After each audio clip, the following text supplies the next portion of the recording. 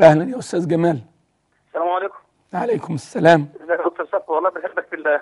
أهلا بيك أخي الكريم. انا واحد من جماعه السلفيه اللي في مصر. نعم. وكنت من جماعه السلفيه في مصر. نعم مش سامع يا أخي كنا بتقول إيه؟ نخرج في مظاهرات. انا سلفي مصري. أنا مش سامعك وكنا بتقول نخرج في إيه؟ مظاهرات. لكن المشايخ كل اللي بتسمعها يقول لك لا، الخروج على الحاكم عباره عن ان نبقى من الخوارج، الله نبقى ونكلمهم في الحجج وبراهين. كل الحجج يكسروها لنا ويحطموها لنا ولا لا دي وهي، انما الحق هو ده. بنا مضطرين نسمع كلامهم، لكن من جوانا بنتقطع ونفسنا نشارك الناس في ثوره. يا أخي الكريم، يعني ليه بتسمع كلامهم وما بتسمعش كلام السلفيين الآخرين؟ هو الدكتور محمد عبد المقصود ده مش سلفي؟ هو الشيخ محمد حسان مش سلفي؟ هو الدكتور علي السالوس مش سلفي؟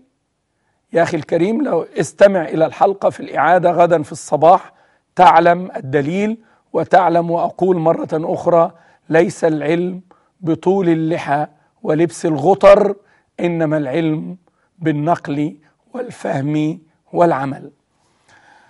كان هذا آخر اتصال معنا، وحقيقة قبل أن